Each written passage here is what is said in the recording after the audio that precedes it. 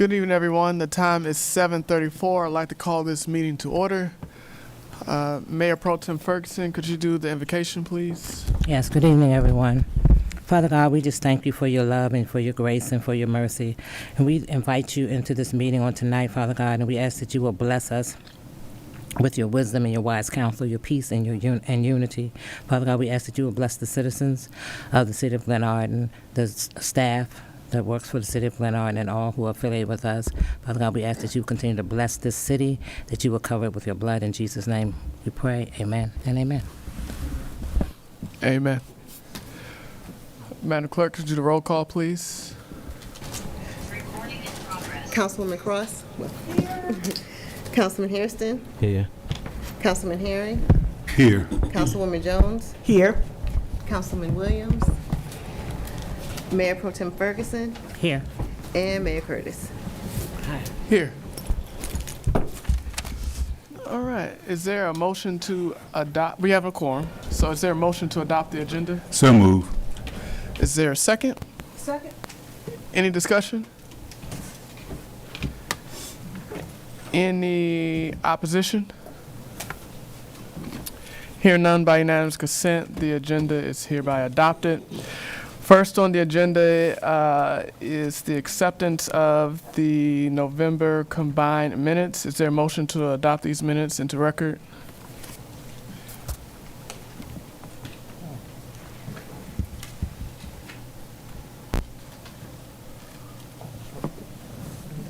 A motion to adopt the November minutes. Moved by Mayor Pro Tem Ferguson. Is there a second? I will second it. Any discussion? Yes. Yes. Have we seen them for review? I don't remember. Were they on the work session? They were, I think they might have, but I know they're on the website from Friday. I don't remember if they were. Yeah, I haven't seen them, so I can't vote. Yeah, they weren't in, no, they weren't. They weren't in the packet. Okay. Well, then a motion we table into next regular session. Okay. Is there a So second? move. All right. Any discussion, opposition? All right. Well, we will, by unanimous consent, we'll move the November minutes to February to give council members more time to review. Next up is legislation. First legislation is R19-2026, a resolution to add to the RPP program. Council Clerk, could you read it, please?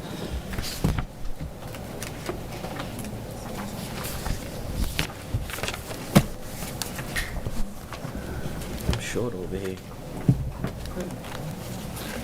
I think I gave it to somebody. You had to grab the packet. Yeah, I gave it away. Yeah. Yeah, I'm short over this joint too. She didn't give us packets. You ain't got it either. I ain't got a packet. I got mine. I bought mine from home. But I think I gave it to somebody. but the one we had Is changed. it online? Do you have it online? It's online. I got packets. Yeah. You got packets? I don't know. You ain't got one? Go ahead. You can Oh. read it. R-19-2026, whereas a residential parking permit program, RPP program, was enacted by the City Council of the City of Glenarden by Ordinance 10-94 and 0-95, the primary purpose of the RPP program was to provide relief from overcrowded streets and to allow for the ease of flow of traffic. And whereas to provide clarity to the RPP program, the City Council enacted ordinance number 02-2023, Procedures for Residential Parking Permit Guidelines on November 21st, 2022. This ordinance provides procedures and guidelines to apply for a parking permit in the RPP program designated areas. And whereas this resolution seeks to include Johnson Avenue between Hayes Street and Glenarden Parkway and Johnson Court as part of the RPP program, and now therefore be it resolved by the City Council of the City of Glenarden, sitting in regular session this 20th day of January 2026 as follows. Number 1, Johnson Avenue between Hayes Street and Glenarden Parkway and Johnson Court are hereby included as part of the RPP program. Number 2, this resolution shall take effect immediately upon adoption by the City Council. Thank you. I motion that we bring this to the floor for a vote. Is there a second? Second. Any discussion? Any opposition? I had to ask for a voice vote. Voice vote. Madam Clerk? All right. Councilwoman Cross? Yes. Councilman Hairston? Yes. Councilman Herring? Yes. Councilwoman Jones? Yes. Mayor Pro Tem Ferguson? Yes. And Mayor Curtis. Yes. Oh, Thank you. It passes. passes unanimous. Next is R-20-2026, a resolution to appoint Carolyn Smallwood to the Glenarden Ethics Commission. Madam Clerk? Whereas, according to the Glenarden Code, there may be a City of Glenarden Ethics Commission which shall be composed of 5 members appointed by and approved by the City Council.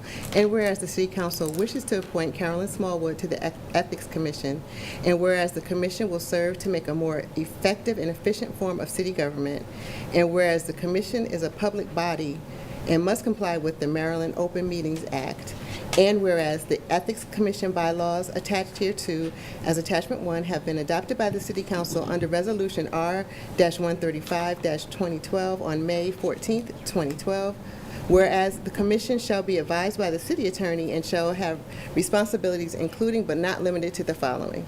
Number 1, devise, receive, and maintain all forms required by Chapter 16 Ethics of the City Code. Number 2, develop procedures and policies for advisory opinion requests and provide published advisory opinions to persons subject to this chapter regarding the applicability of the provisions of ethics codes to them. Number 3, develop procedures and policies for the processing of complaints and to make appropriate determinations regarding complaints filed by any person alleging violations of the ethics code. And number 4, conduct a public information program regarding the purposes and application of the Ethics Code. Number 5, determine if changes to the Ethics Code are required to be in compliance with the requirements of State Government Article Title 15, Subtitle 8, Annotated Code of Maryland, and shall forward any recommended changes and amendments to the City Council for enactment. Number 6, adopt other policies and procedures to assist in the implementation of the Commission's programs established in Chapter 16 of the Code. Now therefore, be it resolved by the City Council of the City of Glenarden, Maryland, sitting in regular session this 20th day of January 2026 as follows. Number 1, Carolyn Smallwood be and is hereby approved as an appointment to the City of Glenarden's Ethics Commission. Number 2, the term of office shall be 2 years. Number 3, the resolution shall take effect immediately following approval by the council. Is there a motion to bring this to the floor for a vote? So move. Is there a second? Second. Any discussion? Madam Clerk? All right. Councilwoman Cross? Yes. Councilman Hairston? Yes. Councilman Herring? Yes. Councilwoman Jones? No. Mayor Pro Tem Ferguson? No. Mayor Curtis? No. So you got It fails. Next is R-21-2026, a resolution to appoint Yvonne Bell to the Glenarden Ethics Commission. I don't think you have to read the entire one, just read the title. Okay. A resolution appointing Yvonne Bell White to the Glenarden Ethics Commission. Do you want to do a voice vote? Voice vote. yeah. Okay. Is there a motion to bring this to the floor for a vote? So moved. Is there a second? Second. Any discussion? Madam Clerk? Councilwoman Cross? Yes. Councilman Hairston? Yes. Councilman Herring? Yes. Councilwoman Jones? Yes. Mayor Pro Tem Ferguson? Yes. Mayor Curtis? Yes. Okay. It has been adopted. All right, next is R-22, a resolution to accept the 2026 project charge grant. Madam Okay. Clerk?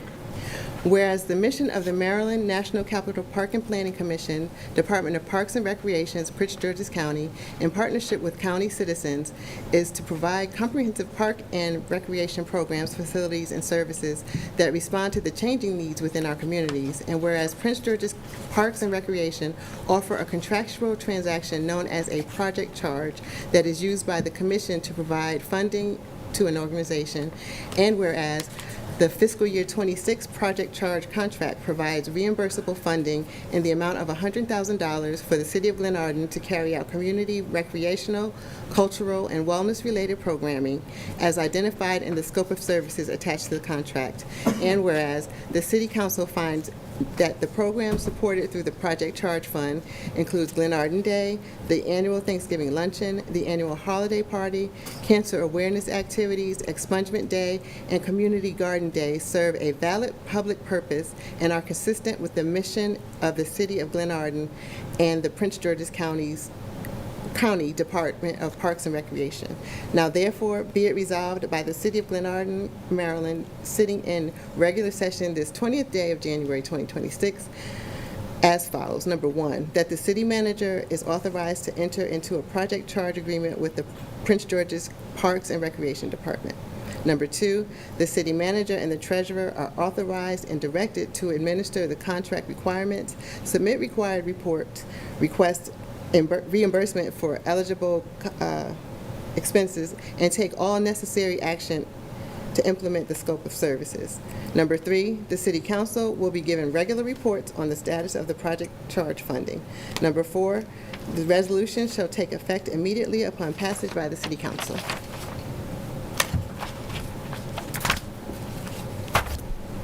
Thank you.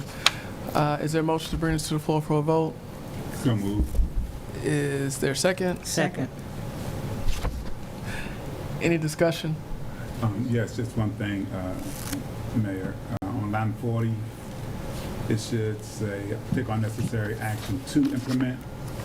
Between action and implement, the word to should be added to that. Okay. That's it. Thank you. Any other discussion? Councilwoman Cross?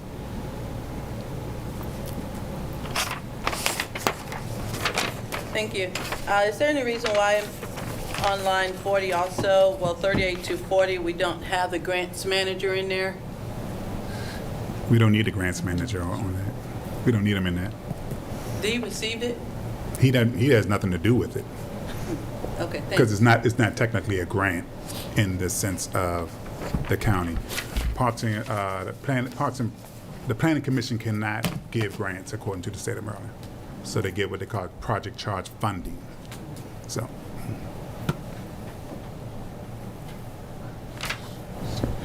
All right, any other discussion? Any objection to accepting this resolution as amended by Councilmember Herring? All right, by unanimous consent, it's hereby approved. Next is a resolution awarding a construction project for the municipal elevator project at the James R. Cousins Municipal Center. Whereas the City of Glenarden is committed to ensuring that all residents have equal and safe access to municipal facilities and the services of their elected officials and city staff. And whereas the James R. Cousins Jr. Municipal Center currently lacks a fully accessible elevator system that meets the needs of residents, visitors, and employees. And whereas the elevator project has been planned and advanced by the city over a period exceeding 10 years and is a critical capital improvement necessary to meet accessibility, safety, and operational requirements. And whereas Section 818C of the city charter authorizes the city in lieu of conducting its own formal competitive bidding process, otherwise required by Sections 818A and 821A, B, and C, to purchase items or services through contracts awarded by another governmental entity whose purchasing policies are comparable to those of the City of Glenarden. And whereas Prince George's County, Maryland, through its Office of Central Services, conducted a full competitive bidding process and awarded a master on-call county-owned buildings, renovations, modifications, and upgrades contract to Cornick Construction Group LLC as documented in the county's procurement records and contract award. And whereas the Prince George's County Office of Central Services purchasing policies and procedures have been reviewed and determined to be comparable to those of the City of Glenarden, thereby satisfying the requirements of 818C of the City Charter. And whereas the City Council finds and declares that the provisions of Section 818B of the City Charter have been satisfied so as to justify reliance upon Prince George's County competitive bidding process and the waiver of the city's own competitive bidding process for this project. And whereas the city desires to award a construction contract to Corinne Construction Group LLC for the construction of the municipal elevator project in accordance with the scope, pricing, and terms derived from Prince George's County competitively awarded contract and applicable task order documentation. And now, therefore, be it resolved by the City Council of the City of Glenarden, Maryland, sitting in regular session of this 20th day of January 2026, that number one, the City Council hereby awards the construction contract for the municipal elevator project at the James R. Cousins Jr. Municipal Center to Corinne Construction Group LLC, utilizing Prince George's County's bid number WS453765375 and the county's competitively awarded master on-call contract. Number two, the city manager is authorized to negotiate, execute, and administer all necessary contracts, task orders, and related documents required to complete the elevator project in accordance with this resolution, subject to the availability of appropriated funds and compliance with applicable law. Number three, funding for the project shall be provided in the amount of $1,431,113 from the city's capital projects fund and or other legally available funding sources. Number four, the City Council affirms that this award is made in reliance upon a competitive bidding process conducted by Prince George's County, and that such reliance is authorized by and fully compliant with the city charter. Number five, this resolution shall take effect immediately upon its adoption. Thank you. Is there a motion to bring this resolution to the floor? So moved. For vote and discussion. Is there a second? Second. Any discussion? Mayor Pro Tem Ferguson? Yes, Council Clerk, did you make the changes on the sponsors? Or the other changes that were requested last week? The changes for, who else is sponsoring it? I think he said he was. I thought it was, I'm sorry, sir. Yeah, I just was going to ask the same thing. Could you just add me and Councilman Harrison too? Okay. as sponsors? Yeah, you can take me off and put You can put me on Councilman there. you do, okay. Harrison. Okay. And you can put the rest of us on as co-sponsors. Okay. And moving forward, when you read the resolutions, can you please read the sponsors Okay. and the information up at Take the it. top, please? Thank you.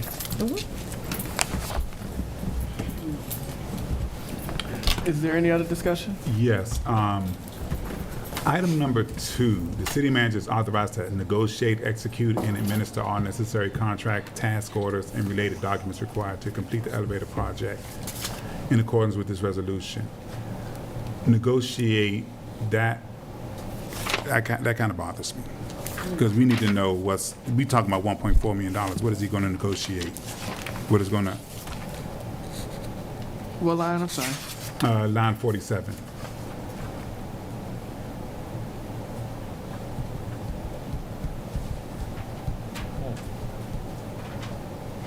I mean, do you have a suggestion? I mean, if he's going to negotiate anything, we need to know what it is. That information needs to be brought back to us, especially if it's a change in the contract. So, I mean, there should be some verbiage in it somewhere that If there's a contract change orders, that's change orders. change orders. Yeah, because it's going to be some change orders. I can tell you that right now. So we need to know what they should be, and how it's going to affect the contract. Because this contract can balloon from 1.4 to 1.8 easily with change orders. There should be something there so that we can know exactly what's going on.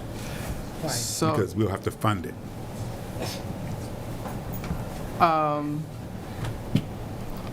I'm sorry. Go ahead, Councilwoman Cross. Oh no. Thank you. On that point, I was also looking at that, but I also note that it cannot make any monetary changes above $6,000. So anything above $6,000 has to come back to the council anyway. So I don't know that negotiation is as critical of a word, but I do acknowledge what you stated. And then for the council clerk, if she could just restate the sponsors and co-sponsors so we make sure everybody's on this. Thank you. Okay. So I have Councilman Herring, Councilman Hairston, Councilwoman Cross, I'm sorry. And you said take you off, right? So I said put Councilman Hairston and As the sponsors. Herring as the sponsors Right, and everybody else as the co-sponsors. Okay, got you. Okay. Unless people are opposed to that. Okay, all right. So then can we just add another one that says, Councilman Herring, that all change orders, I don't know, above $6,000 should be approved by the council? Or do you have another suggestion? Well, I guess my thing is, once we approve a contract, what is there to negotiate? So I don't even think the word negotiate should even be in there. Okay, It should be the city manager is authorized to execute and administer all necessary contracts. Any change orders need to come to us anyway, because they're more than likely they're going to bill for $6,000 for this project. so take out negotiate. I would just take out negotiate. Okay. Okay. All right. That's line 47. Anything? Okay. Any other discussion? All right, we'll just go to a voice vote. Okay. Councilman Cross, Yes. Councilman Hairston, Yes. Councilman Herring, Yes. Councilwoman Jones, Yes. Councilman Williams, Yes. Mayor Pro Tem Ferguson, Yes. and Mayor Curtis. Yes. Thank you.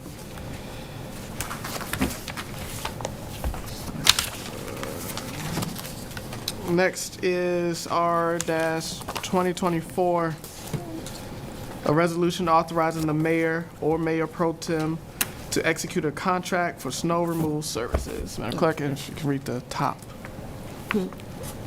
Remember to read the, Resolution R-2024-26, sponsored Derek D. Curtis, Mayor, at the request of administration. A resolution authorizing the mayor or mayor pro tem to execute a contract for snow removal services. Whereas the city of Glenarden requires timely and efficient snow removal services to ensure the safety and accessibility of public roads, parking lots, and facilities during winter months.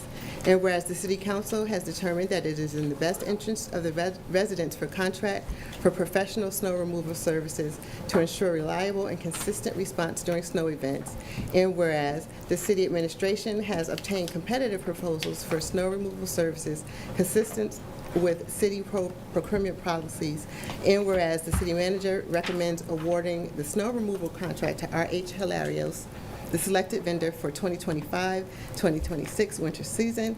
Now therefore be it resolved by the City Council of Glenarden, Maryland, sitting in regular session this 20th day of January 2026, that number one, the mayor or mayor pro tem is hereby authorized to execute a contract with the selected vendor for snow removal services for the 2025-2026 winter season consistent with city procurement requirements. Number two, funding for this contract shall be provided from the approved fiscal year 2026 Department of Public Works budget or other available sources as identified by the Finance Department. Number three, this resolution shall take effect immediately upon adoption by the City Council of the City of Glenarden. thank you. Is there a motion to bring this resolution to the floor for a vote? So move. Any discussion? Second was Councilman Williams. Thank you. And Councilwoman Cross. On this execution, I actually think this should be the city manager and the Department of Public Works in collab.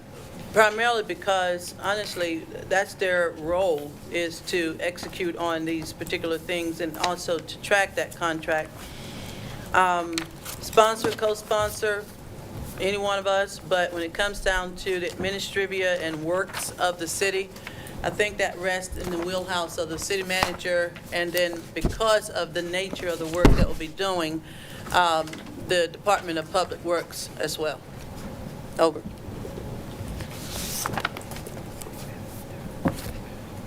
All right. Any other discussion? Yeah. Councilman Harry? Because I actually looked at the elevator one too, and there's execute in there too.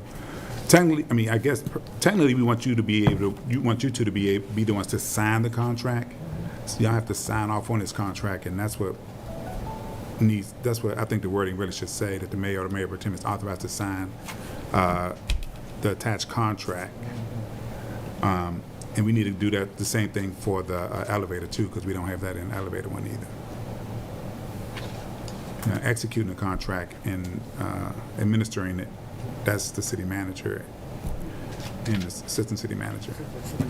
The signature, signing off on the contract, that needs to be spelled out in there, who's signing off on the contract. So authorized to sign rather than. So that's line 9. Is there another one?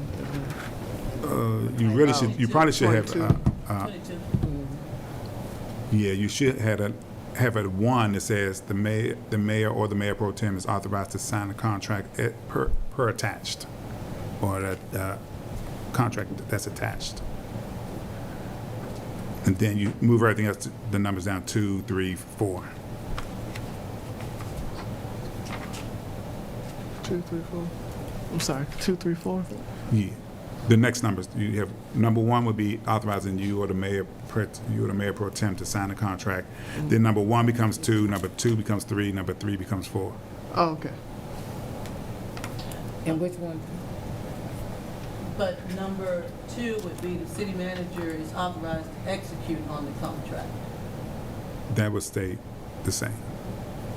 He's not in there at all. Well, that would be, number 2 would stay the same. We would add a line number 1, a new line number 1. Yeah, so what Councilman Herron is saying that, let's just take number 1. We'll take the mayor pro tem out and put the city manager is authorized to execute the contract. And there's same thing, just different numbering. So I think she said the same thing. She just said number 2, but you're saying add a number. So have number 1 being the mayor pro tem has the authority to sign a contract. Right. Number 2, Be which is that take line. us, number 1, but move that down to number 2. Yeah. All right. So everybody understands? And we need to actually do the same thing for the elevator too, because it's saying the same thing. Okay. That the mayor and the mayor pro tem are authorized to sign the contract. All right. Any other amendments? Madam Clerk, do you have that? Yes. Okay. All right. You can do a voice vote to approve the amended resolution. Councilwoman Cross? Yes, with the amendments. Okay, Councilman Hairston? Yes. Councilman Herring? Yes. Councilwoman Jones? Yes. Councilman Williams? Yes. Mayor Pro Tem Ferguson? Yes. And Mayor Curtis? Yes.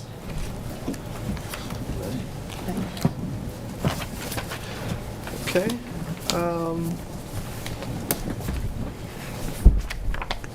Where was I? That was 24? Yeah. So next is...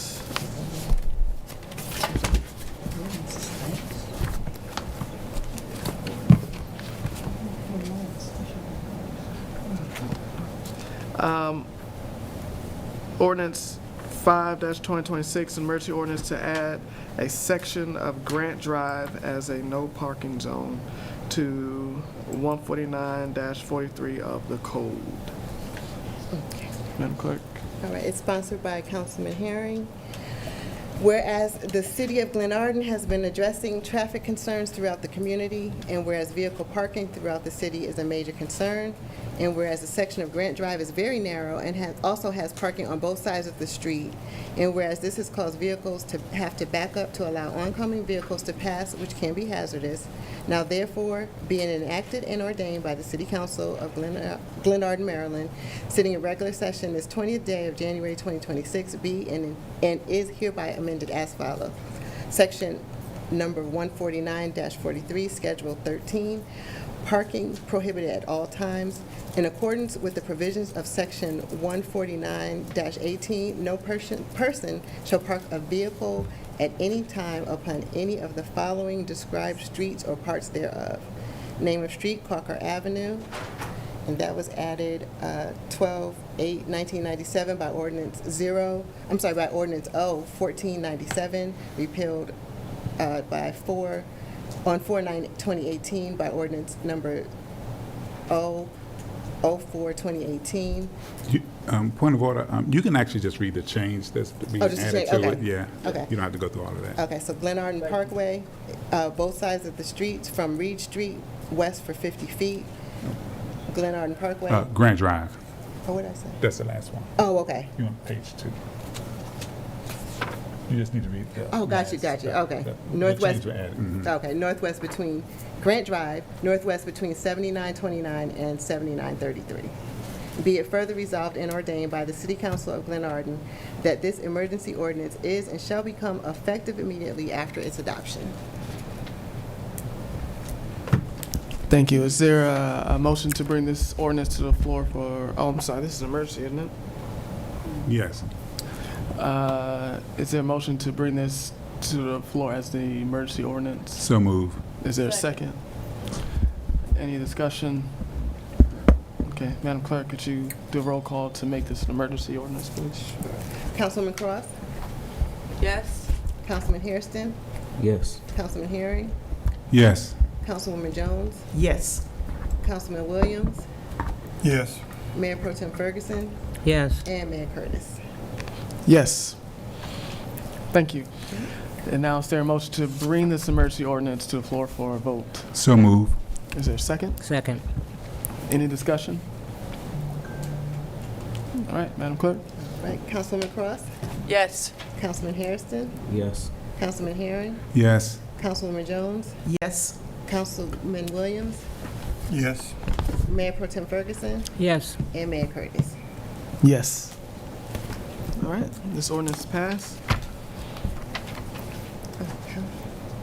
Next is ordinance 6-2026, an emergency ordinance to add stop signs on Polk Street and Tyler Street to section 149-38 of the code, Madam Clerk, in the same way with the last one. Okay, and this is sponsored by Councilman Herring. Whereas the City of Glenarden has been addressing traffic concerns throughout the community, and whereas vehicle speeding throughout the city is a major concern, and whereas to maintain safety for citizens and vehicle traffic at road intersection stop signs are a necessity, and whereas neither Polk Street nor Tyler Street currently have stop signs going north or south, now therefore be it enacted and ordained by the City Council of Glenarden sitting in regular session this 20th day of January 2026, be and is hereby amended as follows. Polk Street going north from Polk Street and Tyler Street, and then Tyler Street south, going from Tyler Court and Tyler Street. Be it further resolved and ordained by the City Council of Glenarden that this emergency ordinance is and shall become effective immediately after its adoption. Thank you. Is there a motion to bring this to the floor as an emergency? So move. Is there a second? Second. Any discussion? Madam Clerk? Councilman Cross, Yes? Councilman Hairston, Yes. Councilman Herring, Yes. Councilwoman Jones, Yes. Councilman Williams, Yes. Mayor Pro Tem Ferguson, Yes. and Mayor Curtis. Yes.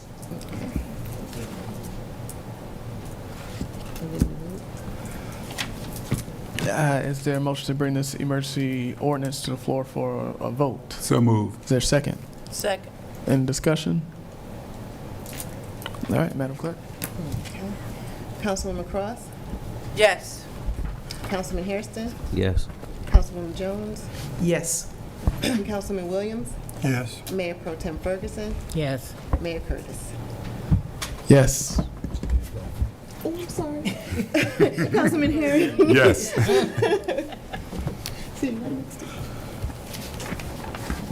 All right. This ordinance passes. Oh, that was it. Let's not get too happy because it can change, baby. All the time. Be here till 3 in the morning. Let's not say it yet. Knock on wood. Let's not get too happy. I'm sorry. Oh, okay.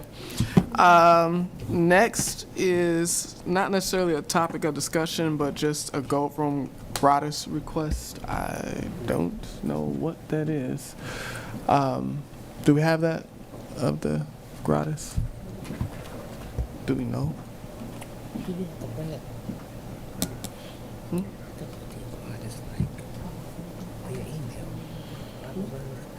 I have no clue.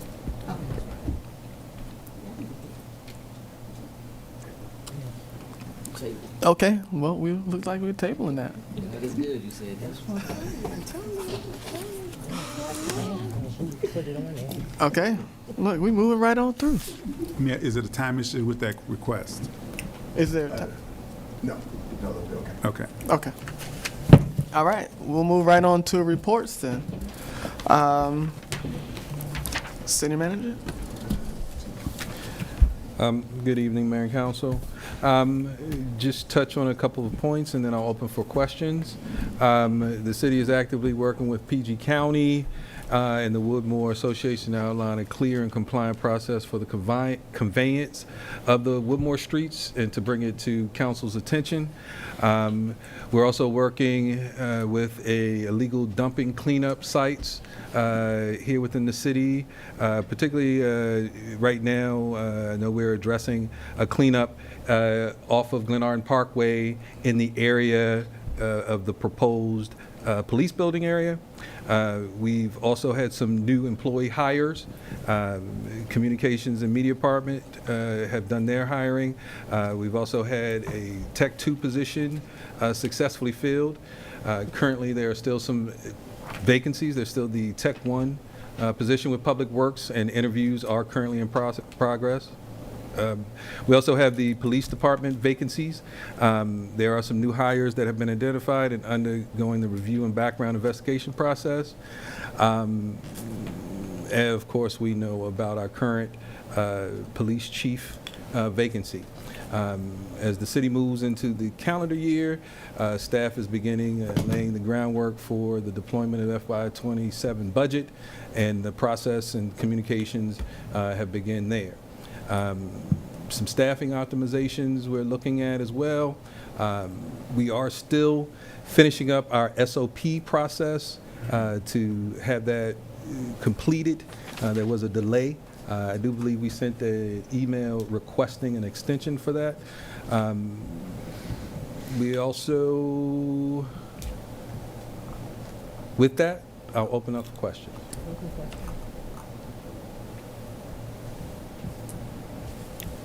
Councilman Williams? What was the extension? Because you promised to have it by December, I think. No, I had said the first, the meetings here this month. Due to a couple of delays personally, I'm asking for just an extension for February. Well, I should say an extension. I can confirm that date this week with you, Councilman Williams. We're close, but I want to be able to confirm a few other items to be able to present that to you. So I'm looking at being able to provide you with an exact date later this week.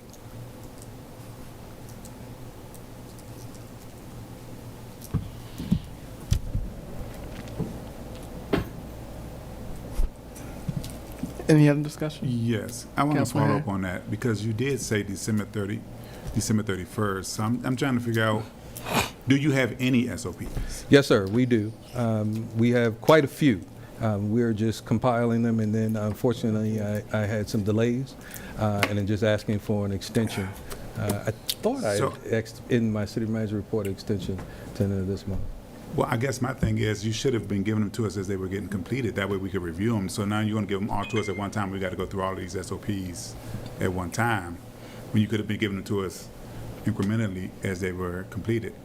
So you still have departments that haven't completed their SOPs? No, we have, every department has completed sections and parts of SOPs, so I do have some from every department. I'll make sure we give you what we do have so you can start going through them now. Okay, so I guess my question is, you're collecting them after the department completes them, correct? So I think HR has been collecting the majority of them. I've been working with Ms. Schultz, who's sort of been heading up the compiling of all of the SOPs. So we do have some that we can absolutely present with no problem. I wanted to get them all together and be able to present them as a whole. I believe Mayor Pro Tem Ferguson mentioned that before, that we could send them out. And we can certainly do that. I'd prefer to be able to send them all to you at one time for your review. Wow. But if it's the council's request, I'll certainly send them out. No, I'm just saying, I mean, we have to sit and read through all that. It'd be like that, that we got, the general orders that we got that was 600 and something pages. Yes, sir. You know, and we had it over time, especially since we had a break in December. If we had some then, we could have been going over them, and you'd be one step closer. I guess my thing is that SOPs are done by the department, and the department, their procedures. So I'm just trying to figure out why is it going, once they get done, that's it. If they need, some changes need to be made, I guess. Yes, sir. We could see. So we'll send. I'm just trying to figure out, why we weren't just fed them as they got done, and we could just went through the ones and gave you back a response and keep it moving. Because now you're gonna give them to us all at one time, and then we gotta go through all of those, and that's gonna take a while. So, all right, thanks. Any other questions for the city manager? Yes, I do. Are we okay. prepared for the snow that's coming up? It's supposed to be coming up on Sunday. Yes, sir. We are prepared, and we'll send out an update about our efforts. Director Nichols and I have had discussions, and we have also talked with our contractor. With who? With our contractor, R.H. Hilarious. Yeah. Okay. Department of Public Works.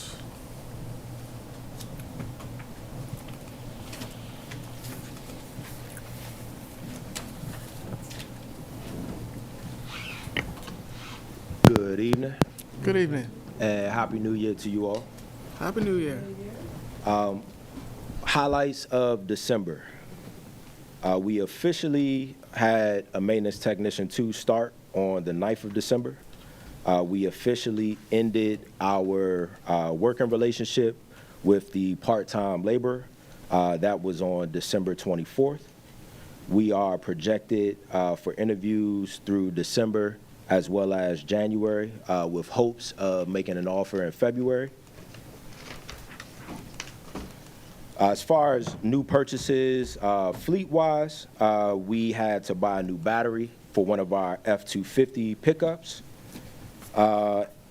Maintenance on the vehicles, we have successfully, which I think I'll touch on a little bit later, but we've successfully experienced 2 snow removal winter weather events thus far. As a result of that, made sure that all of our vehicles were protected with rust and corrosion prevention maintenance. The washing of not only the outside of the visible vehicle, but the undercarriage as well as any of the equipment that we utilize for our weather events and removal. We had a check engine light that was on the same F-250, which is currently at Fleet, expected to receive back this week, as well as preventative maintenance, which includes an oil change in addition to wheel balancing, front end alignment for our E350 bus. As far as new purchases for equipment, we have purchased a total of 4 rakes, 2 different types, 2 manual head shear trimmers, one self-propelled gas lawnmower with bag, as well as one carbon steel machete, and that was all procured in the efforts of the 8737 front yard remediation. Currently, we still have ongoing commissioning of our snow equipment, as well as an update on the inventory list of the equipment and supplies. The month of December, we successfully completed a walkthrough to review and evaluate the plumbing fixtures and the leaks that require either repair or replacement throughout the building, awaiting the final proposal from the contractor so we can hopefully execute that and get those things repaired soon. Completed the required per warranty roof inspection on the 30th of December, with the next projected at the end of this month, January. And in December, we again successfully completed the front yard remediation at 8737. Our first snow removal event was successful, which was completed on the 5th of December. Our second was successful, which was on the 14th of December.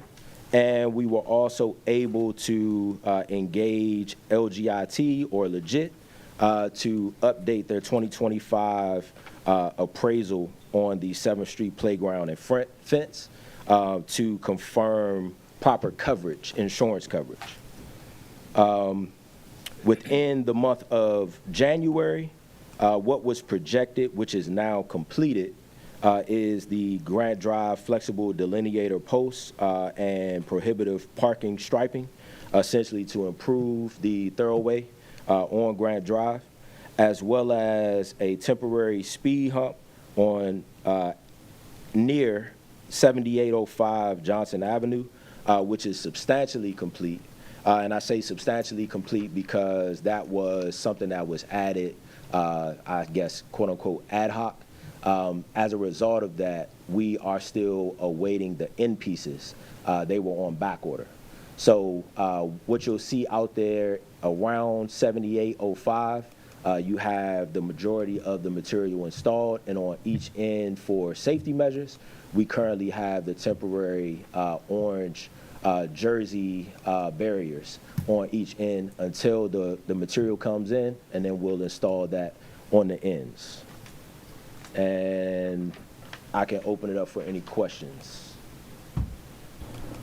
Thank you. Are there any questions, Councilwoman Cross? I just want to say thank you for getting 8737 done. I do want to follow up. We had the one remediation, but if it goes into disarray again, what is the extent of our district court order?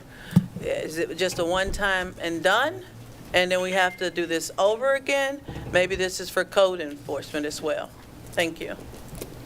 Well, to address that, I have limited knowledge on that because that has been something that code enforcement has been involved with even prior to me coming on board. To my knowledge, the way that court orders work is it essentially is, well, I would say this. In my experience, it is, at the end of the day, subject to the decision of the judge. However, you do not necessarily always have the ability to continue to go back, and it's important to try to accomplish the abatement within that one go-around. Yep, absolutely. As Director Nichols said, the court order allows for a one-time abatement.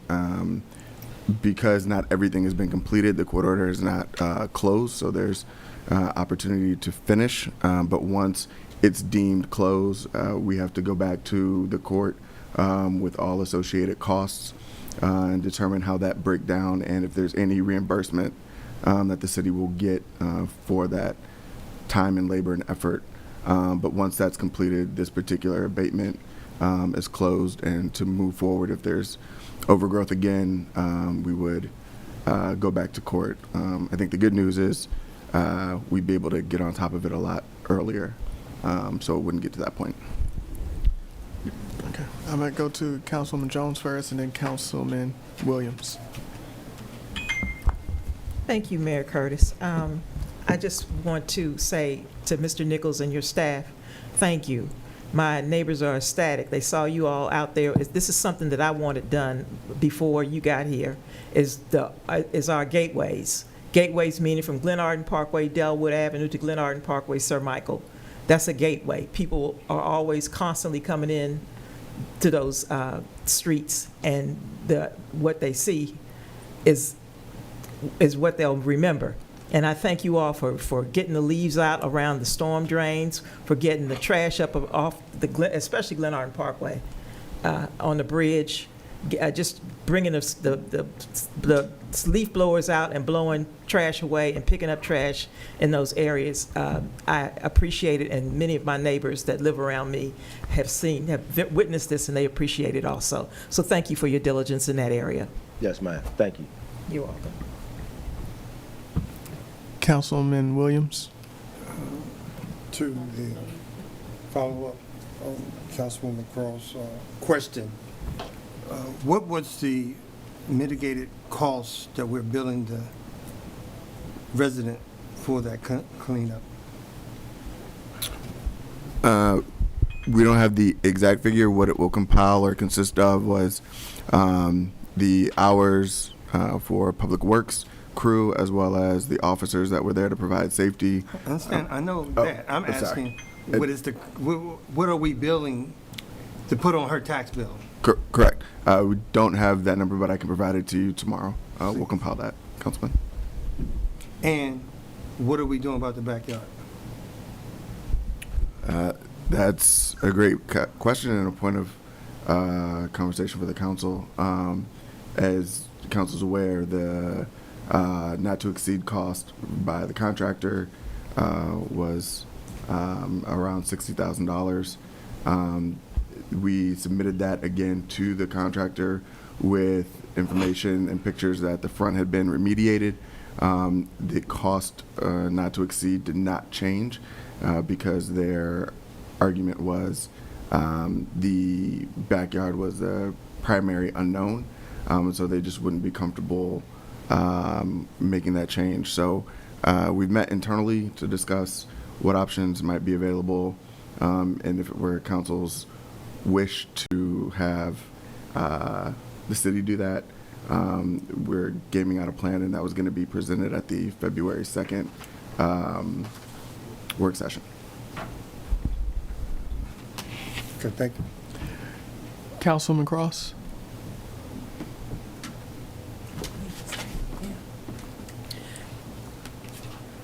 For the contractor, is just that one bid that we received, or is it an opportunity to do another request for bids to handle that? I don't want to be held hostage by a contractor. Surely in Prince George's County, we got more than one.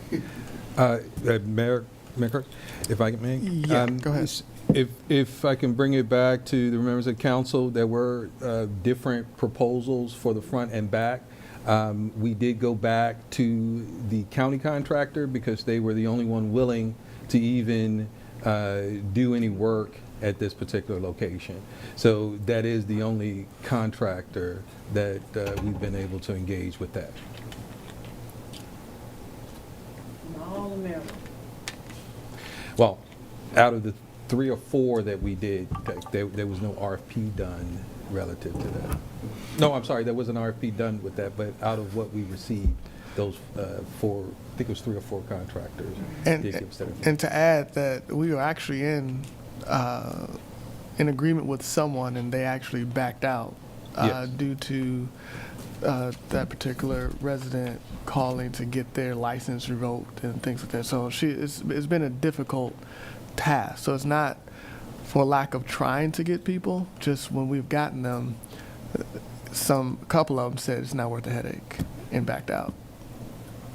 Especially in the current environment with some federal enforcers around.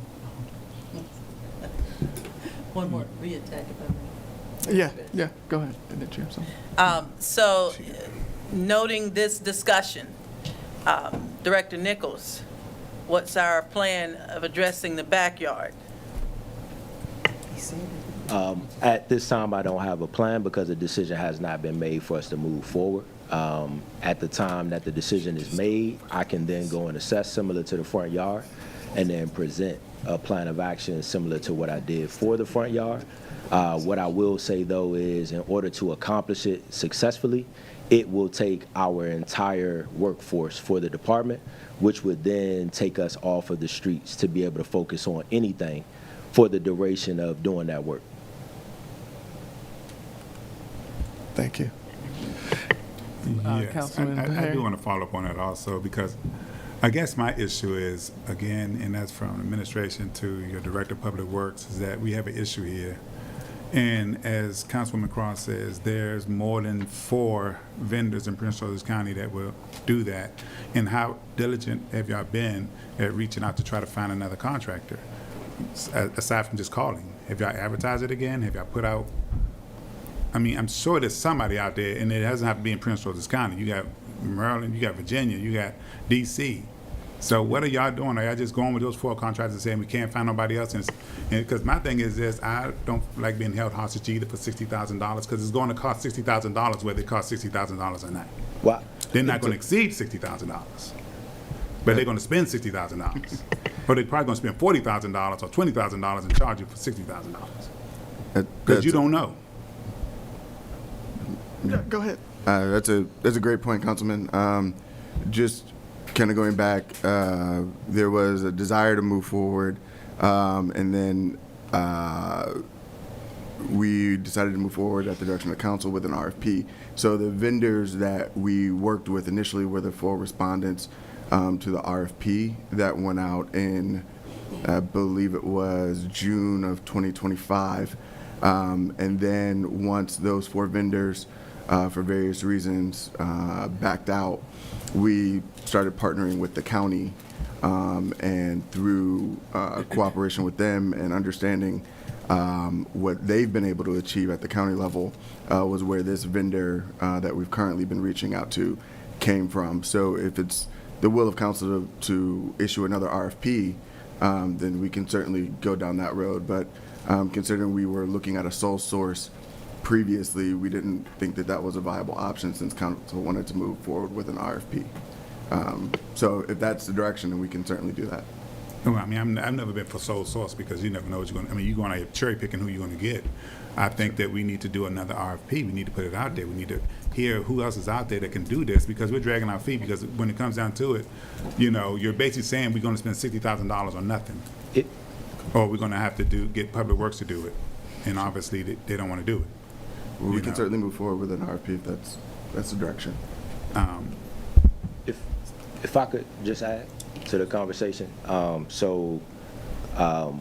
Coming here to the city of Glenarden and finding out that this has been an issue for, I want to say, maybe 8+ years, I actually would like to thank my leadership for how they have been taking action on this, because I believe that when I came in, we were at the end of Plan A, where we contracted a contractor and they pulled out.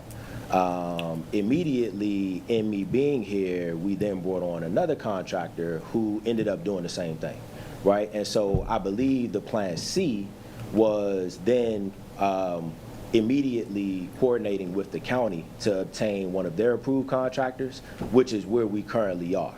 I will say, though, that I absolutely understand and also share the same concerns and reservations that any contractor that we find would have, and I absolutely understand why the proposal, just to clarify, it is a $60,000 proposal, but it is a not to exceed.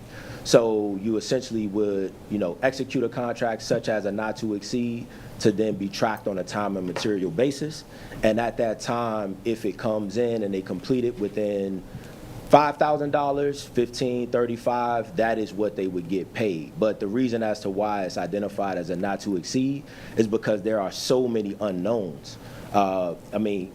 Even in what we experienced in the front yard remediation, there were so many unknowns, which is one of the reasons why I procured a self-propelled smaller lawnmower, because that was in an effort to try to not, or I would say to protect the equipment that we already have. $4,000 to $5,000 riding zero-turn lawnmowers. I did not want to damage that. I would have rather damaged something that was $400 than something that's $4,000. And it ended up that we actually needed it. But there's just so many unknowns. Let me say, the only reason we got done what we got done is because Councilwoman Williams pushed the issue of having Public Works do it along with Councilwoman Cross. That's why anything got done. We'd be sitting here right now, and if they didn't push that issue to get the low-hanging fruit taken care of, because y'all was sitting on the $60,000 contract that obviously y'all want us to take advantage of, and I don't care what nobody says. I don't care if it costs them $10,000. You gonna get a bill for $60,000 because, like you said, you don't know the unknowns, and they're gonna make some unknowns in that contract that that's gonna justify that $60,000 being spent. I've not seen any contractor yet not find a way to spend $60,000. I mean, you got an open check like that, or open a blank check like that to say not to exceed. I would never do a not to exceed. You know, you do something, and then if it comes more, then you got to show us what you need, what else you got to do, and then you can just bill us, and we can just negotiate if we want you to go further. But to say $60,000 not to exceed, no, that's giving away $60,000. I don't care what nobody says. If I could respond to that. Now, I'm going to ask about this stripe on Johnson Avenue, because I don't understand how difficult it is to put a stripe down on the curb. Now, I read the email.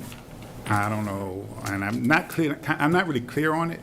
So could you explain to me about the stripe on Johnson Avenue? I know you said it has to do with cold weather, but just give me just in layman's terms, what about the stripe that needs to just be rolled onto the curb? Why can we not get a yellow stripe on the curb? And why do we have to wait till March and April?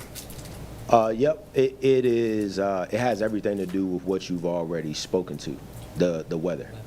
There are clear limitations that I not only attached based on the manufacturer's product data within the email, but then I specifically copied and pasted what those limitations were and made it bold, so then that way it was understood that there are temperature limitations. And the short story of it is that when you apply it outside of those limitations, it's not going to adhere. So it's susceptible to be rolled on and immediately crack, or not even, it won't take. And I think that, I'm just going off the top of my head from the email that I previously sent, but I want to say that the temperature could not drop within a 12-hour span after installation to 12 degrees Fahrenheit or below, which obviously speaks to where we are temperature-wise now. Okay, so I went online, I did a little research on that. Now, Valspar and Sherman-Williams actually sell zone marking paint, $40 a gallon. The requirements is putting it on between temperatures of 50 to 100 degrees. In the wintertime, they say you just need to heat the surface up to 50 degrees with a torch. My thing is this, it's a safety issue.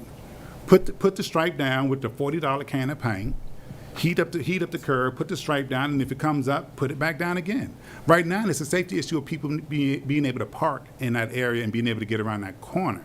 See, what I'm tired of is having to go and do this research on my own to solve a problem. It's a safety issue that needs to be addressed. Now, you had no problem cutting down those crepe myrtles to see a stop sign, but this is a situation where you cannot get around that corner because those cars are on both sides. And if the code says you can't park within 30 feet of a stop sign, then get the paint, heat the curb up to 50 degrees or higher, put it down, it dries in 15 minutes, and let's see what happens. At least try something instead of waiting 3 months out for us to get a certain temperature in place to address a safety issue. Now, if somebody comes around that corner and a kid run between those cars, you can't see them, they get hit, then it's going to be a bigger issue.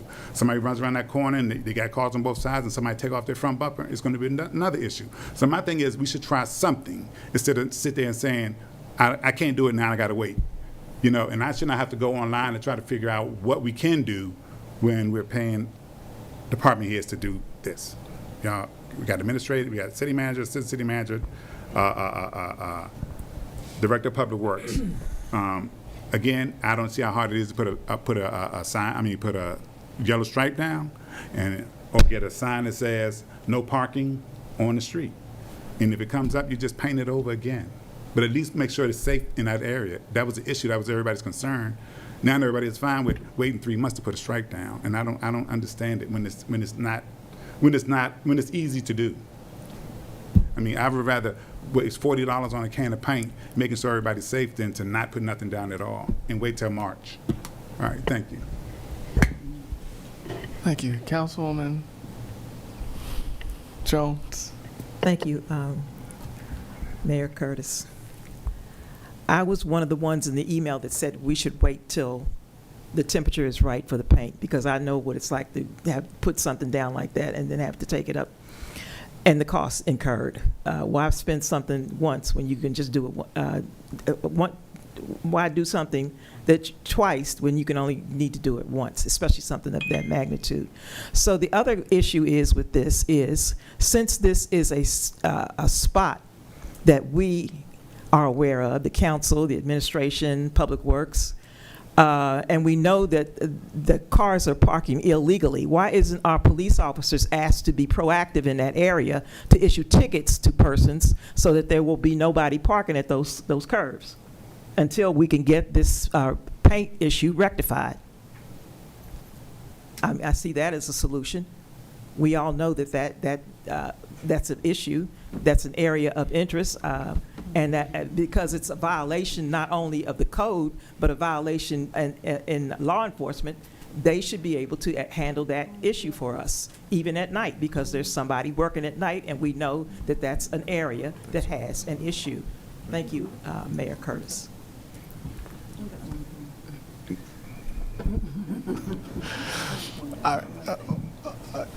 Okay. Councilwoman Cross. This thing don't work. In the interim, do we have enough cones to put up to kind of quarantine that area?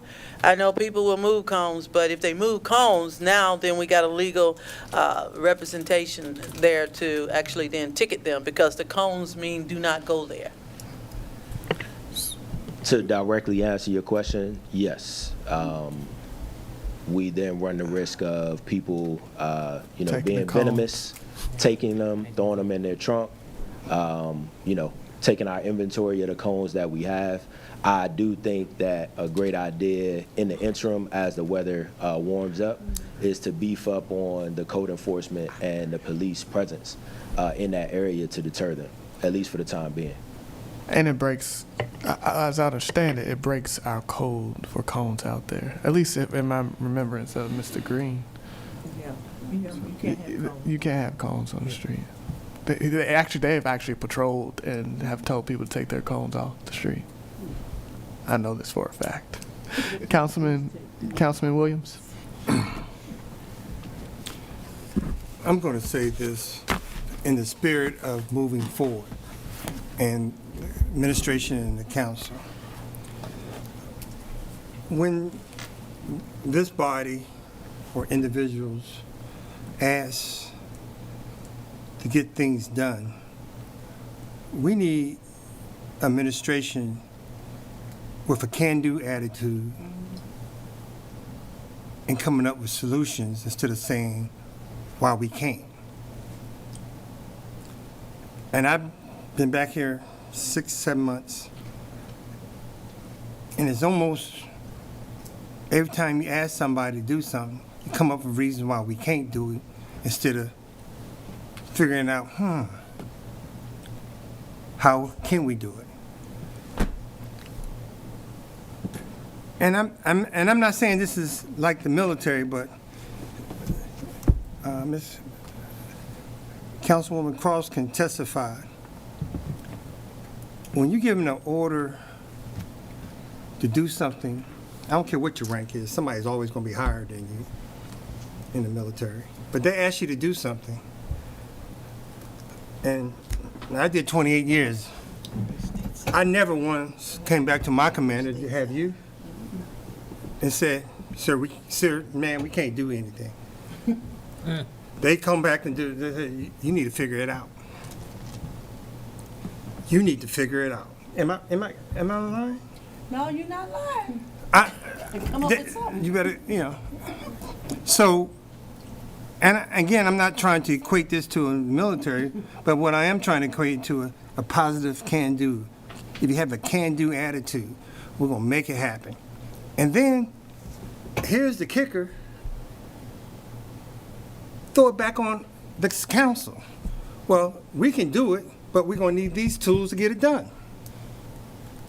And it'll be our choice whether or not we want to spend the rest of the resources to get it done. Because most things can be figured out. It may take some resources to get it done, but if we want it done bad enough, like 8737, which was to me, was just crazy. And it was crazy because we were told the reason why we didn't really want to do it because we was going to get sued.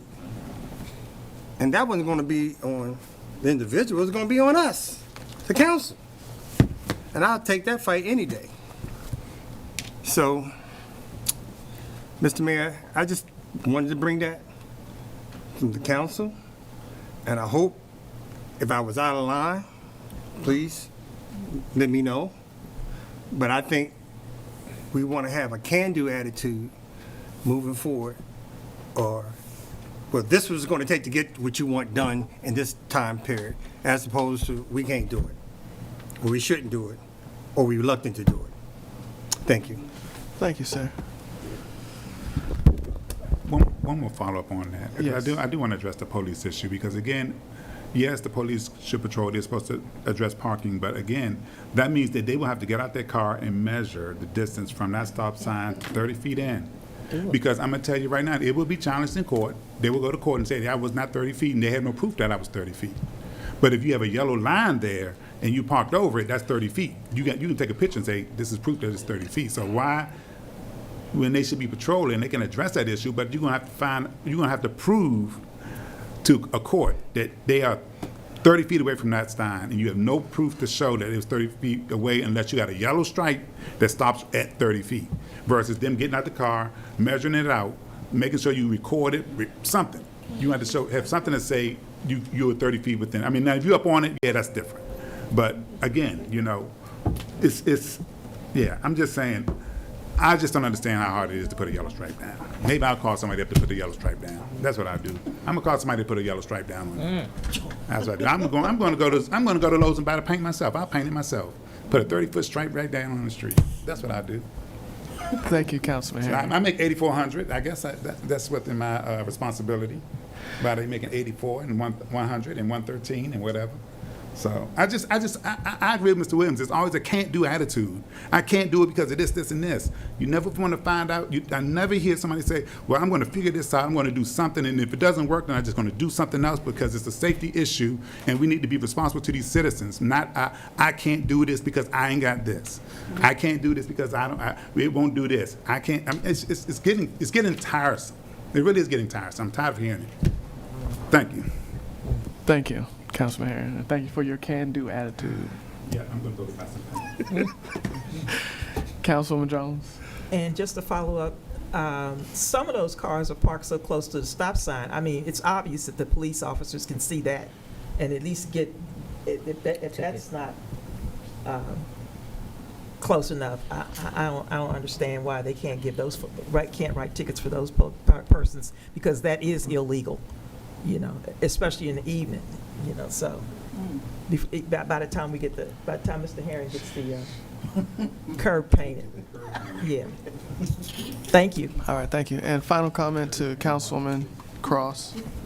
I just have a question. The taggers in Washington, D.C. have figured out how to spray paint, and it lasts years. And even after they try and clean it, it still persists.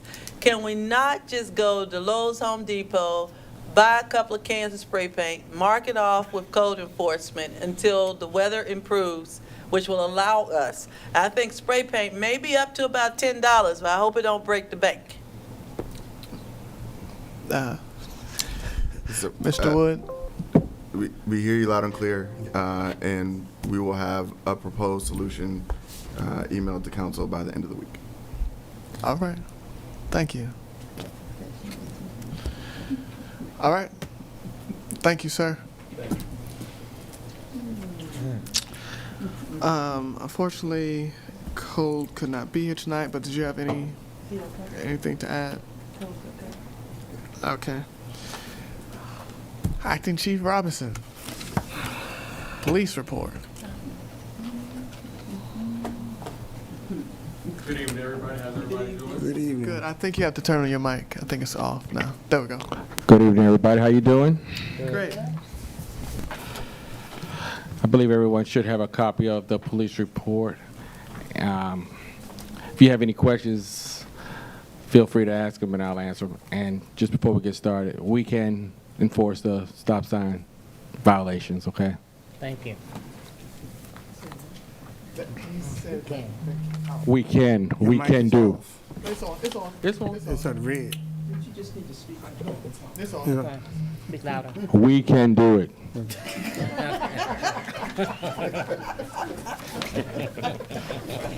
Too easy. Too easy. Can do it. All right. Are there any questions Our for words are not left in vain. Councilwoman Jones? Thank you, Mayor Curtis. I have an observation. In reading the police report, you talk about technology and efficiency, and you have introduced Code 4, which is an AI-based tool for report writing and investigation. I think that's great, but with AI, from what I've seen, on my Ring camera this week, and for the last 2 weeks, they have put this AI thing on there to let us they say it enhances the surveillance of our homes. But the thing that I don't like about it, they'll say a dog is walking in the yard and it's really a possum. Or they'll say a person is walking in your yard and the person is on the other side of the street getting his mail. So when you use this AI tool, I wouldn't want to see the police department become dependent on it, but make sure that their report is accurate, even using that, because, like I said, the AI tool on the Ring camera says it's a black car coming down the street and it's a white truck. So they kind of get, AI is kind of cuckoo at times, more times than, yeah, and I can show you on I didn't bring my phone, I'm sorry, but I will show you, if you'd like to see how they have this AI tool instituted on the Ring camera, and it says, this is what's happening, and sometimes 50% of the time it's not what's happening. So I don't know how this tool works for the police department, but I wouldn't want them to think that AI is going to give them an accurate report, and them not to go back and read and just think that it's okay. The AI, what it said is okay, when it might need to be tweaked here and there. Okay, thank you for that. And like you said, nothing's 100%, okay? So that's clear. So what the program does is actually it works through the camera, and whatever the camera sees and what the camera hears, it pretty much does a narrative of everything that went on. It's the officer's responsibility to read it, of course, read it and make sure that it's accurate. Like one time when I did it, the report was on Bright Seed Road, but I guess it didn't hear me or it didn't understand when I said Bright Seed Road. It gave another name. So of course I had to change it to Bright Seed Road, but everything else in the report was accurate. So the officers have to read the report to make sure that it is accurate. Okay, and the key word that you said, what the camera recorded and heard, it did not record. It wasn't accurate. And this is the same thing with the Ring camera. It's recording and it hears stuff, but it's the accuracy in what the AI device gives us is not accurate. Like I said, you have to read the report and make sure that it's accurate. You have to. Yeah. And well, just because it says in the report, it says it reduces from 15 to 30 minutes to 1 to 5 minutes, which it may do, but like I said, you still need to go back and Absolutely. You need to read the report. Again, you writing it, you sitting there thinking about it, writing down what's going on. It could take about 15, 20, 30 minutes.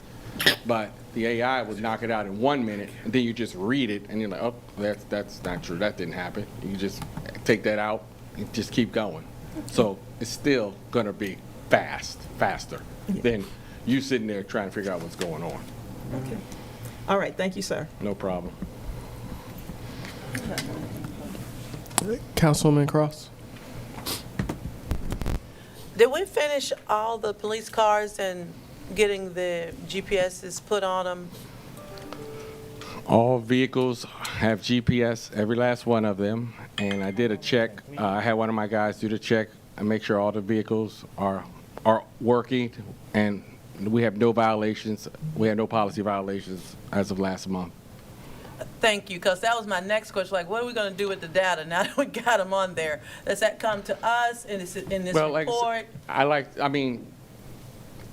to look at it myself, and if there's an issue, then I'll correct it. That's what I want to do. I want to keep it in house. I don't want it to just keep throwing it out to you guys, saying this, saying that. I'll handle. They violate it, I'll deal with it.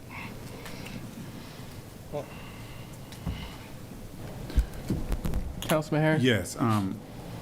Where are we with the flock cameras? Because that's a big concern for me. Where are we at with that? I know I saw an email about execution, signing contracts or whatever. So where are we at with the flock? I don't know. I think we need to speak with the city managers about that. I'm not totally sure. I do know they marked some of the locations, and they are proceeding or waiting to proceed with some electrical permits, if I'm not mistaken. And so once they have confirmed that, then they'll go up on the proposed locations. I have a problem with that. I honestly do. I think that that's a camera that we don't need, because you're putting them in locations where there's really no crime. Again, like the articles I sent out, ICE is using that information to get information on individuals. Not only is it, I've always felt it was a violation of people's privacy, because no camera should be pointing at your house showing who's going in and out your house 24/7. But also, it's been proven that they're using that information. You see the woman got killed in Minneapolis by an ICE agent, and information is being shared. Flock says that they own that information and they can share it with whoever they want to share it with. So I have a very big problem with these flock cameras. I really do. I think it's not only it's an invasion of privacy, it also opens up other people, undocumented, to possible ICE arrests, because they get information on their tags and everything else. I just think that we need, and I'm gonna tell you, I'm the biggest proponent against illegal immigration, but I'm just like, I don't like people being harassed. I don't like people being, tormented and locked up because, you got somebody in the White House who just thinks that everybody who's brown and black is wrong. But those flock cameras, I have a big problem. I think we, as a community, are so quick to run scared. We grab policies that are detrimental to us because we think it's going to protect us, but they don't realize it's going to be used against us, just like they did when the Twin Towers went down with the Patriot Act. Every book you read is going into a database, because rights were given away because everybody was running scared.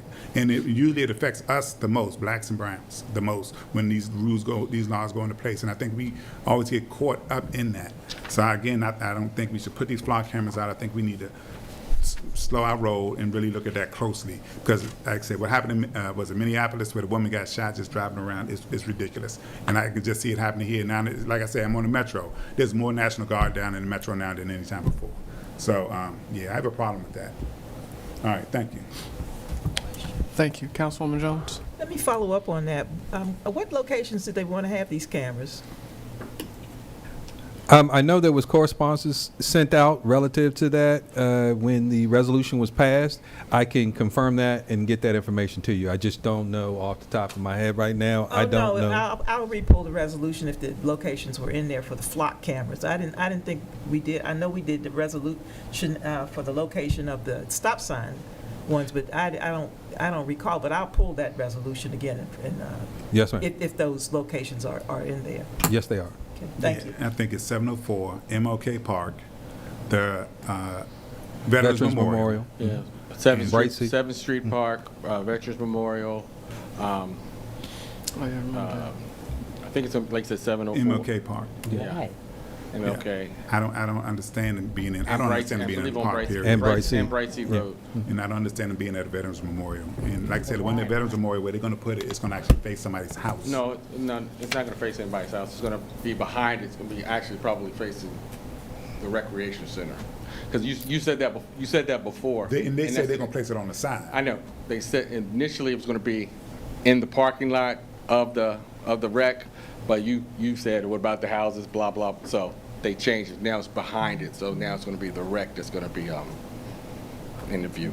I don't like it. And the Veterans Memorial, that was because of the vandalism that we were experiencing? Yeah. And Mr. Herring brought up a point saying that if they're gonna vandalize, it's gonna be behind it, or that's where they hang behind it. So the cameras are gonna be pretty much placed right there. So that would probably capture that if something did happen.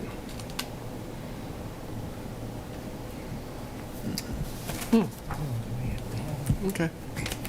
Pretty sure we have more discussion on this.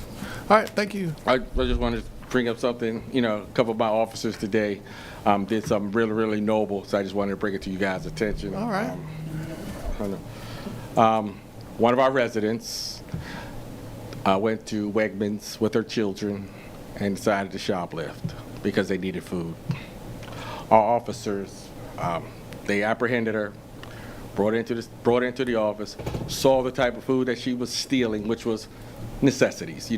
Some people that steal, they steal steaks, shrimp, lobster, things like that. She wasn't stealing anything like that. She was stealing food for her children. Well, make a long story short, the officers then paid for her food and, sent her home and everything. So I thought that was really nice. Very good. It's like about $75 worth of food out of their own pocket.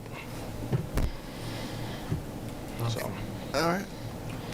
just want to let y'all know this. We got some good officers. Yeah, that's great.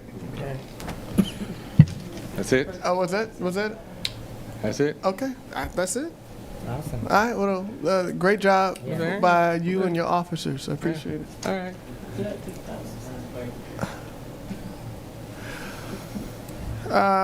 Last but not least, you know what? We might switch this around sometimes so you don't always be last. That's right. So go ahead, the Treasurer's Report with Mr. Stewart. So good evening, everyone. Is yours? To stick with the spirit of the meeting, you all have the Treasurer's Report. If you do have any questions, please, you could ask. Whatever I can answer, I'll try. What not, then I'll respond to you via email or other means. All right, thank you. you. Thank you. Mr. Stewart, any questions? Yes. Councilman Harris. Question,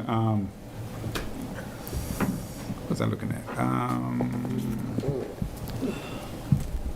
Unemployment insurance for the state, you got budgeted $18,500. You've only spent $308 this year. Have we paid the bill? Yes, the bill is being paid. What I have put in place is a pay over time process. So you will see additional payments come in December's report, and in March. You have a pay over time? Yeah, I mean, I have an installment Okay. process. Yes. Well, it's quarterly? Quarterly. So I'm trying to consolidate and minimize spending. Okay, and for property taxes, real property taxes, I know we get a bulk of our Yes. property taxes, September, October? Right. So the next higher pull of or receive of property tax is in December. So you will January. see that. You will see that in December. Okay. Because All right. Okay. So what about tax revenue for state income tax? Because we're at 50%, but are we on target to make that? we are on target. We are on target at 50%. We're talking about November here. Yeah, we also talking about a $1.6 billion deficit from the state of Maryland. Yeah, They I may know, not send us but- something. but it's coming. But yeah, Yes. Yes. so I'm good. Thanks.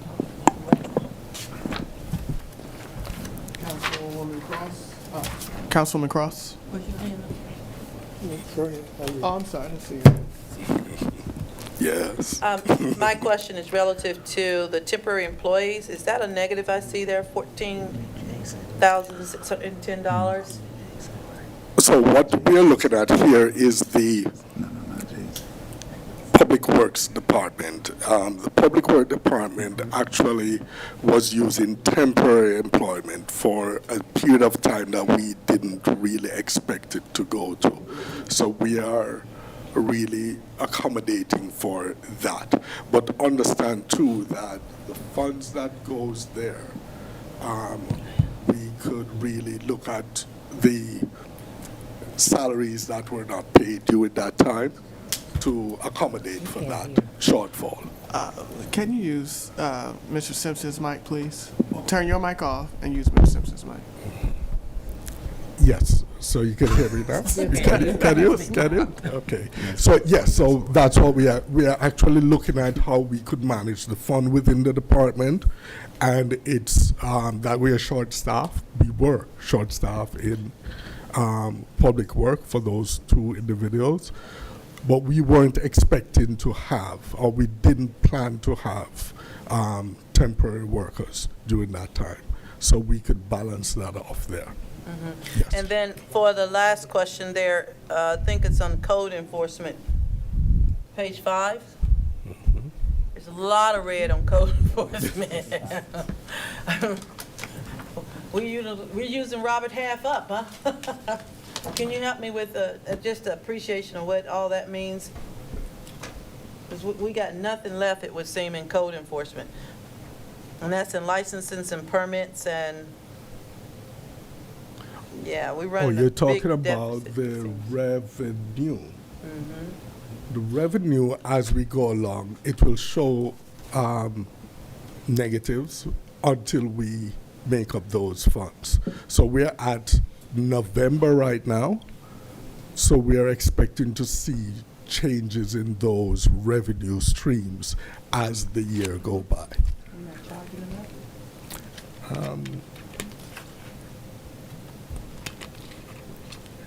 One of them that I'm looking at is permit fee for rental for retail and commercial. That one is slow. So that one we need to look into to see how we could adjust for that.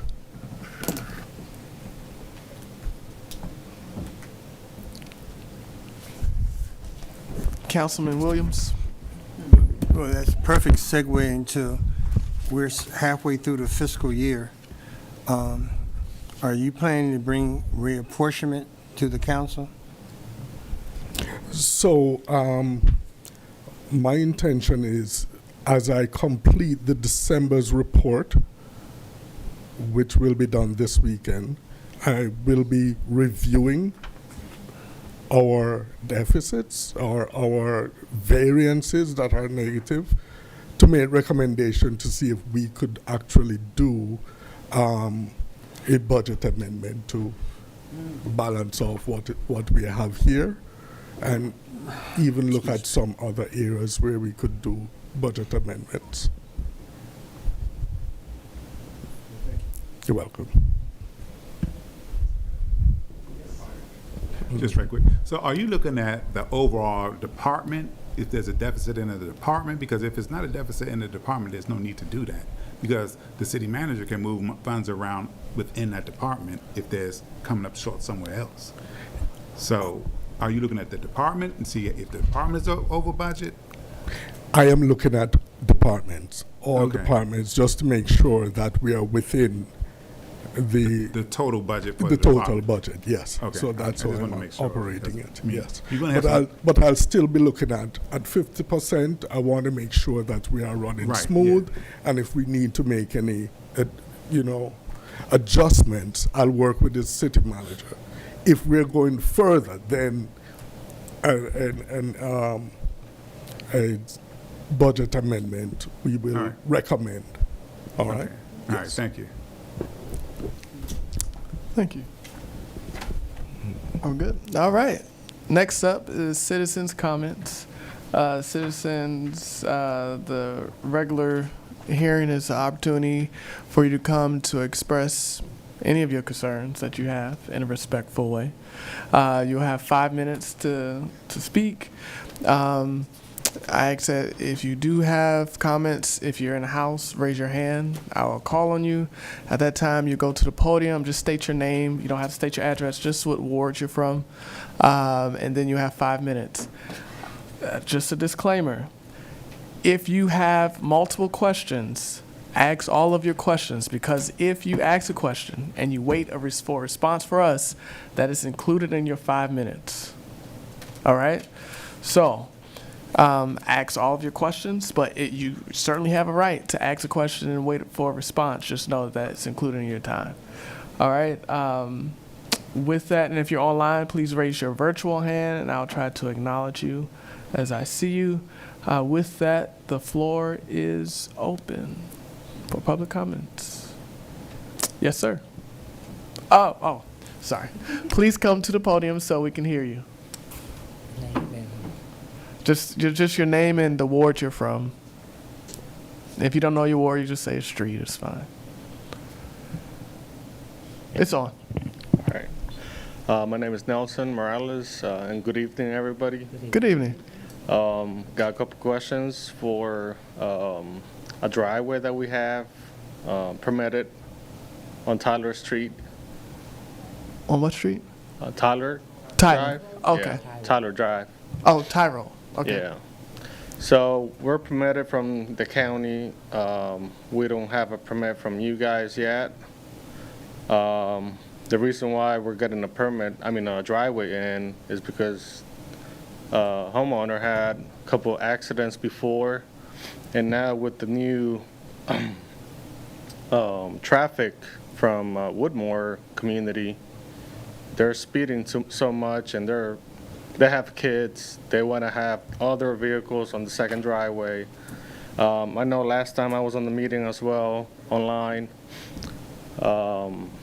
they were saying why not extend the existing driveway, but we don't have where to extend it to. Mm-hmm. So this is why we're getting a second driveway. The existing is being extended as well, and the apron. I think that's all. I know we already cut the curb. We don't have a permit from you. So what is your question? Question is if we're allowed to have a second driveway. Apron, basically. Yes, Councilwoman Cross. Thank you, Mr. Morales. Did you say that there's already a curb cut there? Mm-hmm. So yes. You were permitted to do that, or you did it without permit? No, so basically we found out we needed a permit, so we're basically stopped for now until we are allowed to have an apron. Because you only had a county permit, you didn't have a city permit. Right, and last time, I know Mr. Harrison said, Harry. You said Harron or Harrison? Harron? Yeah, I just don't want to get my name mixed up, so it's Harron. His name is Mr. Harron. Thank you. That with the existing driveway, they should be fine, but they're ground. They have a lot of cars, so that's why they need the second driveway. Well, that's one of the things I've been talking to the county about, and I know that the county council doesn't agree, but it would be, I think, in the best interest of the local government that we get our permit first, and your permit from us is evidence to them that it has already been accepted in the city, because it's really confusing, right, to a homeowner to have the higher, it would seem, the higher authority say, oh yeah, it's fine, doesn't violate any of our rules, but they don't run inside of Glenarden. So it would be nicer, I think better for you as a homeowner, that you get your permit from us, then you go to the county, and that's something that we, maybe as a council, can write a letter to the county council and ask for them to reconsider. District 24 maybe, even at the state level, because one of the key things is we can't keep making it confusing for homeowners who just want to live healthy, happy lives to try and figure out code, laws, junctions, injunctions. It should be clean cut for you. Come here first, get your approval, go to the county, and get it endorsed, and do your work. So that's not on you. I know it's confusing. Right. You're not the first one. So at this stage, we would like to know what the decision will be. So I think that's where we were last time, right? We had to make a decision in regular session.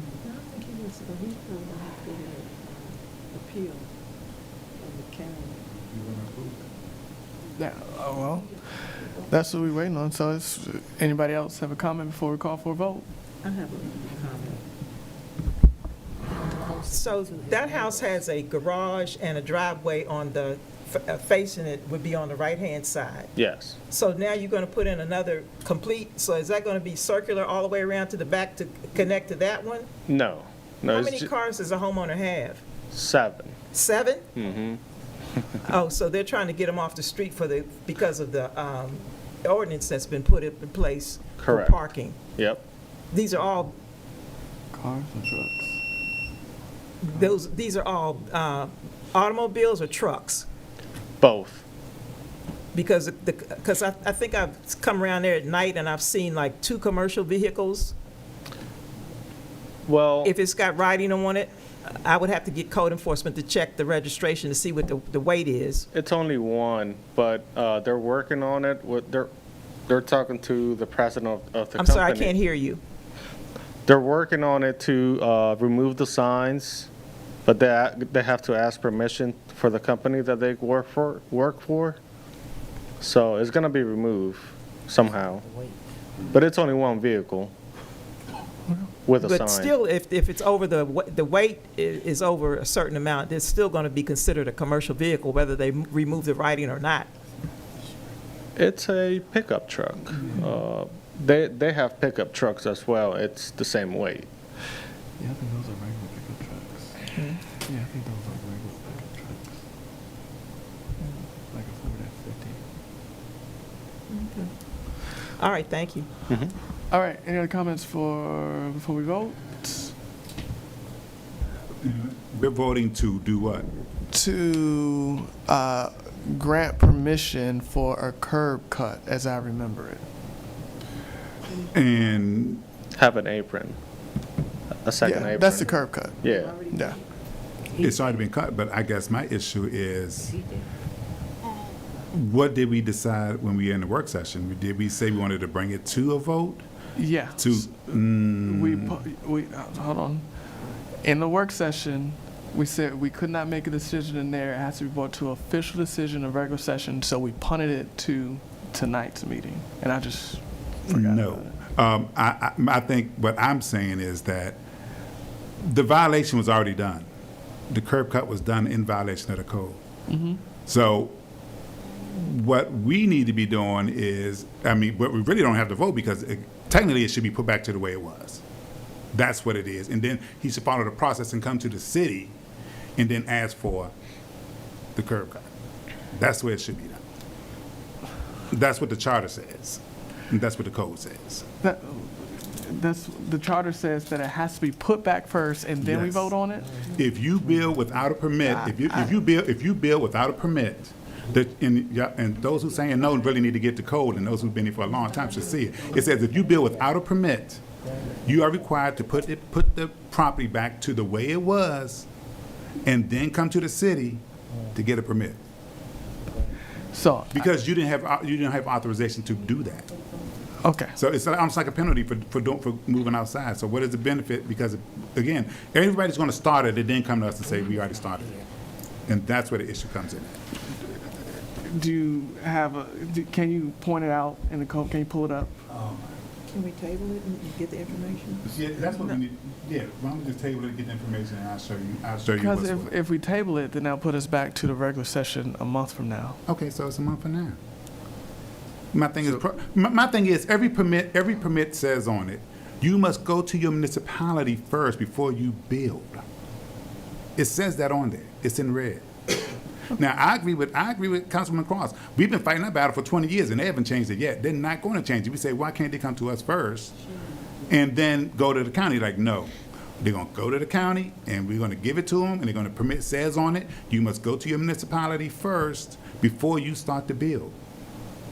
It says it on the permit. It isn't like it's something that's not there. It's right there on the permit. And I guarantee if he gives us the permit, it's going to be there in red. It's on every permit. So again, you know, that it wasn't followed in conjunction with what the county required you to do, as well as what we require you to do. So I think that we need to go back into work session and talk about it and get to legislation and everything that, because I don't feel like debating this on the floor, because we were making good time. I understand. Mr. Wood? Thank you. We spoke with Code Manager Green about this particular issue. Just for some context, Officer Jones was working with this particular issue. They brought it before, after receiving county approval, for city approval. We let them know that it would go to a work session and then be voted on. I believe it was a Friday. That work session was coming up that Monday. I'm not sure if there was confusion between the contractor or what happened, but at some point the curb cut happened, and I think the thought was amongst staff, well, since they brought it before they actually did the curb cut and they're going to be voting on it, rather than have them endure the cost of replacing it, if council's going to approve it, then let's hold off. So there's a 30-day injunction or stop work order that's in place right now, and the thought was that it would be decided one way or the other within that 30-day window, and then we'd be able to move forward one way or the other, just for context. Okay, so, and you're proposing to extend the stop work order to research the issue and make a decision? Yeah. If we don't have all the information. Okay. Councilman Williams? I propose just giving them a fine of municipal, whatever code municipal violation is, fine them and move on forward with this. Public relations. They were wrong. Pay the fine, and let's move on. Pay a fine. That's what I said. Whatever that municipal infraction is, fine would be. So there's still space. Okay. Thank you. Thank you. All right, so we have two options on the floor. I would, well, what would the fine be?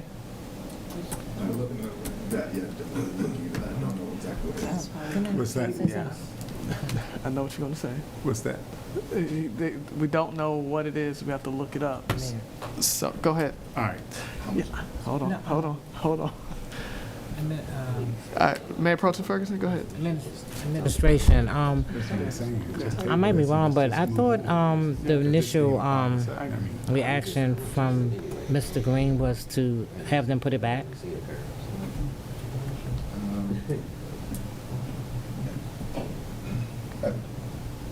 I believe so. The question was if Manager Green had recommended putting it back, and I can certainly confer with him. I remember at least the conversation that he and I had was that the stop work order was designed to reduce them, additional costs. Thank you.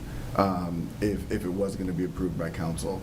And if not, then it would need to be restored back to its original state per the ordinance. Absolutely. Okay.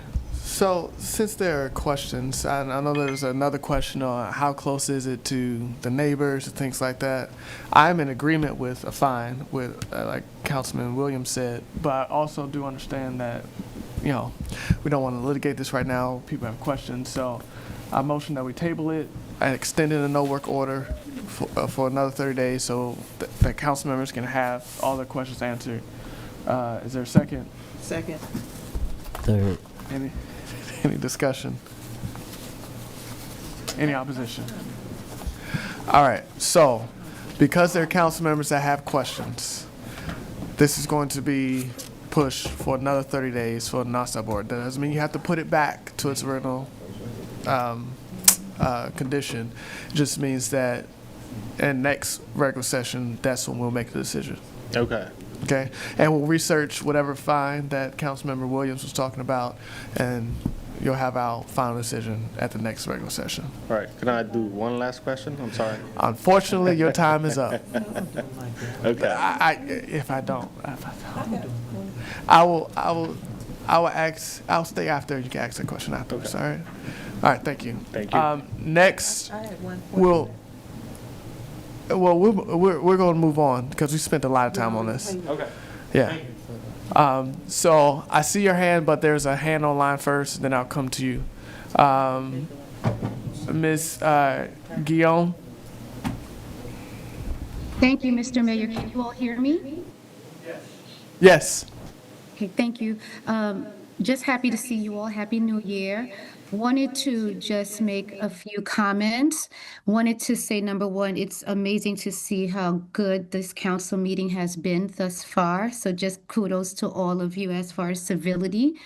I also wanted to echo a sign of, I don't want to say approval, but I really appreciated what Councilman Williams stated as far as being proactive.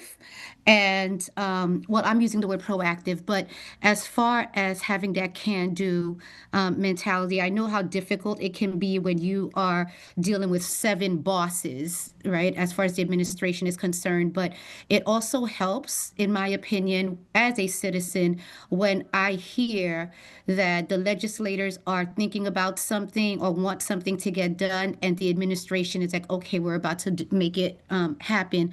At the same time, I also want to say that it also helps hearing and seeing as a citizen when the administration is doing some work, some well-needed work, and the council and mayor appreciates that. I lastly want to just make a quick comment about, I believe the property is 8737. I cannot overly stress the level of gratitude that I have as someone who drives down Glenarden Parkway, both directions.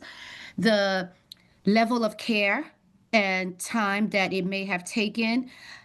I personally don't think it should have lasted that long. It should have taken that long, but nonetheless, I do appreciate all the work that has been done thus far to fix the front yard. I want to just briefly just say that one of the things that I love about Glenarden is the family feel, but I want to also caution us that I believe in accountability. And I also believe in responsibility. But I also want us to be careful that we are not being perceived as a punitive municipality where every single meeting we're thinking or talking about how we're going to punish someone, how are we going to, remedy this by punishing someone. So if we're thinking about the property, the 8737 property, just my recommendation is instead of us just saying, how are we going to deal with the backyard? And if not, what are we going to do about it? I would probably reframe that and just say, how are we going to work with this household? Because we don't know if this household has mental health issues or not. But I don't think the punishment aspect of it should be the first thing that we think about. And lastly, I want to use this example, which is the example that acting chief just shared with us, which is the part about the woman who obviously did something that was wrong, which was she went to Wegmans and stole something. We know that's not right, that's not legal. But at the same time, instead of being punitive, they actually worked with that household and actually did something that was right. So if we can echo that type of reaction, that would go a long way. I thank you all, and that's it for me. Thank you for all your hard work. Thank you. Ms. Smallwood.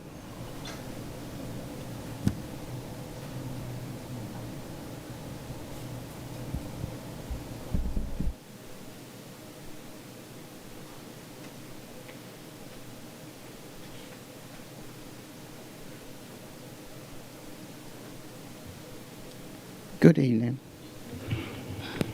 First, I want to thank Councilman Herring for submitting my name to be on the Ethics Committee. Thank you very much. Thank you that you appreciate and you acknowledge my work. This is the complaint that I have.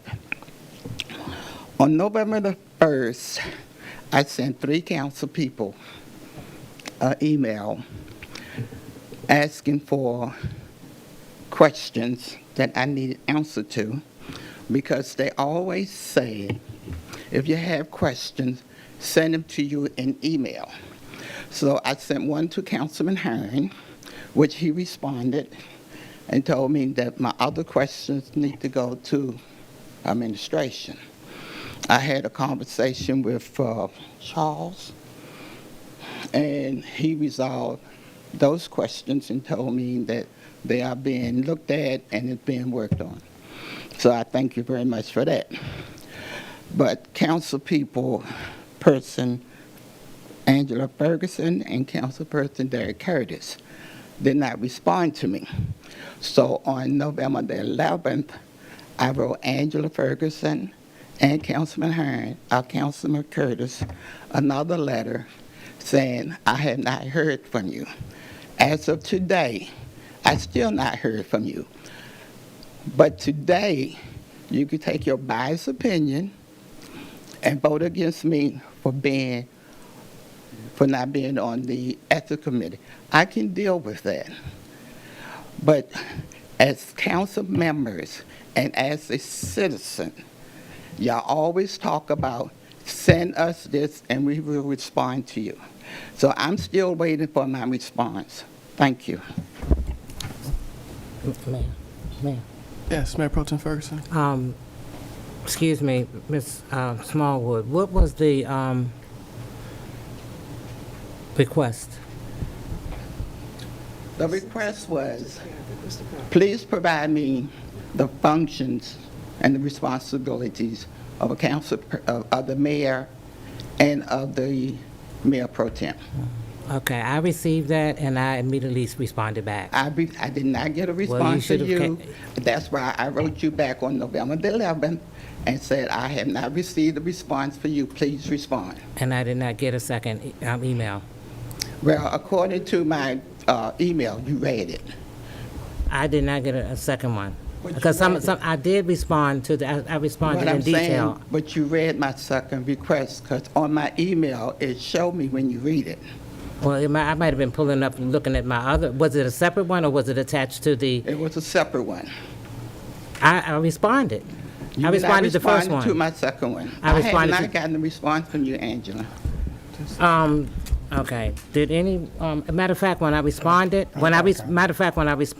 you sent it individually to me. I sent it individually to you. Right. And when I responded, because to cover myself, I put my response, I CC'd every council member. May I ask how many council members saw my response?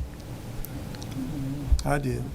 I responded immediately. If you needed, you might have responded and it went to them. It could have been through their server, but it did not come to me. Okay, well, I will resend it again, and we have seen each other many times. You could have came to me and said, I still haven't gotten it. I immediately. That's why I sent you the. I did not get that. I sent you the second response on November the 11th. The first one was November the 1st. And the second one was on November the 11th. And I said, please respond to my email because I have not received a response from you. Okay. I'll forward it to you. Council Clerk, could you prepare somewhat similar package that you prepared for me about the changes in the government and make that available for Ms. Smallwood, which has the functions of the mayor pro tem and the mayor, please. Thank you. Any other public? Yes, sir. Just state your name or what you're from, and you have 5 minutes. Good evening, everyone. My name is Jason Borsico. I just want to say thank you to the council. Thank you to the city of Glenarden. For the past 5 years, I've been doing programming at the Glenarden Library, and it's been phenomenal. For the back-to-school drives, first year doing 250 book bags, second year doing 350s, third year 400, fourth year 500. This past year we just did 642, and we also have the teen leadership program that we've been doing. So I'm just asking to see if you guys have any funding for youth programming, in particular working with the middle school and high school students. And what we offer is workshops around mental health, public speaking, social advocacy, money management, creative writing, film, photography, and podcasting as well. So I was just wondering if the city has any funding to back these programs.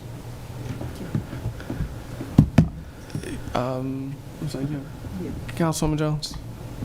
Thank you, sir. I appreciate that. But can you submit a proposal to the city Yes, I can. so that we can understand what your program is and what it does, and if it's possible for this, for us to determine, what it is that we can do? Yes, I can. I can definitely do that. Yeah. Thank you. Thank you. Any other comments? All right. Well, if there are no other comments, the council reserves the right to go into closed session anytime during a public meeting pursuant to the Annotated Code of Maryland State Government Article Section 10-508A. The council by majority vote may retire to executive closed session at any time during the meeting. Should the council retire to executive session or closed session, the chair will announce the reasons and a report be issued at a future meeting disclosing the reasons for such closed session. At this time, I motion to go into closed session, close the executive session to discuss personnel matters. Is there a second? Second. Any discussion? Madam Clerk, could you do a roll call to adjourn to an executive closed session, please? Councilman Cross? Yes. Councilman Hairston? Yes. Councilman Herring? Yes. Councilwoman Jones? Yes. Councilman Williams? Yes. Mayor Pro Tem Ferguson? Yes. And Mayor Curtis. Yes, thank you. The time is 9:36 and this meeting is now closed. Thank you very much. Our next meeting is a virtual one, which will be held the first Monday in February. Thank you.